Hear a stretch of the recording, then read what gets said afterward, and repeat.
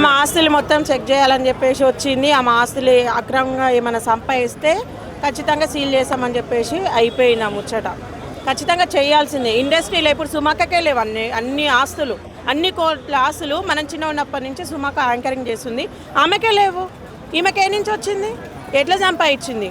ఇప్పుడు రాజకీయ నాయకులు లేరా, రౌడీ షీటర్లు లేరా, ఎవరు లేరు? ఈమె ఇంకా ఎట్లా నుంచి వచ్చింది చూపించాలి కదా. ఖచ్చితంగా చేశారు. ఇప్పుడు ఎంతసేపు ఉన్నా నేను అమాయకురాలని, నీ నోట్లు ఏలు పెట్టినా కొరకనని మాట్లాడుతుంది కదా. మరి అమాయకురాలు అయినప్పుడు ఇన్ని రోజుల నుంచి ఎందుకు బయటికి రావట్లేదు? చెప్పాలి కదా, బాధితులకైతే న్యాయం అయితే చేయాలి కదా.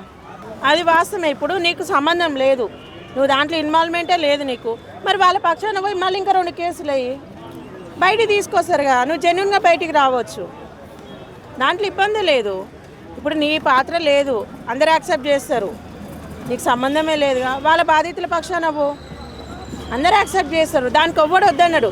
ఇప్పుడు 1 2 3 4 వచ్చి చెప్పిరంటే అరే నిజంగా ఇండస్ట్రీలో అమ్మాయిని తొక్కేయాలనుకుంటారు. మరి ఇంతమంది ఎందుకు వచ్చారు? చిన్నపిల్లలతో సహా చెప్తున్నారు కదా, వచ్చింది మంగళకి వచ్చిందని చెప్తారు. ఎందుకు చెప్తారు? ఈ స్కామ్లో డబ్బులు పెట్టిన వాళ్ళు కూడా చనిపోతున్నారు కొంతమంది. ఈ స్కామ్లో డబ్బులు ఇచ్చిన వాళ్ళు చనిపోతున్నారు. చనిపోయారు కదా, మొన్న గుండెపోటు వచ్చి చనిపోయారు కదా, 2 3 చచ్చిపోయారు.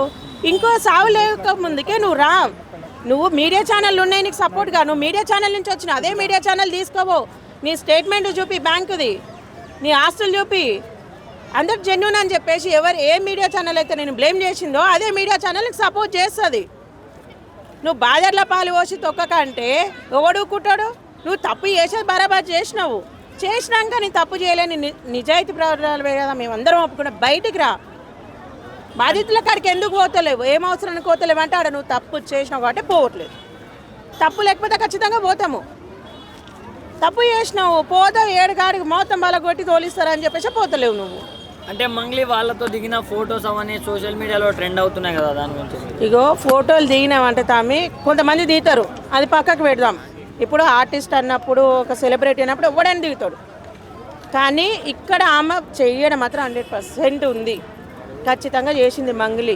అమ్మ ఇప్పటికైనా ఆ పైసలు ఇచ్చేస్తే నువ్వు చాలా బాగుంటుంది. ఇంకా నీ గోతు నువ్వే తీసుకుంటున్నావు, ఎవ్వరు తీసుకోలేరు. నీకు ఎంత పెద్ద రాజకీయ నాయకుల సపోర్ట్ ఉన్నా, ఎంత సినిమా ఇండస్ట్రీ సపోర్ట్ ఉన్నా కానీ ఒకప్పుడు అందరు చేతులు ఎత్తేస్తే బాధారులు వచ్చి కూర్చోవాల్సింది. నీకంటే తోపులే పెద్ద పెద్ద హీరోలే రోడ్లు పట్టుకొని అడుక్కొని తిన్న రోజులున్నాయి. నువ్వు అంతక్కడ గొప్పదాని ఏం కాదు.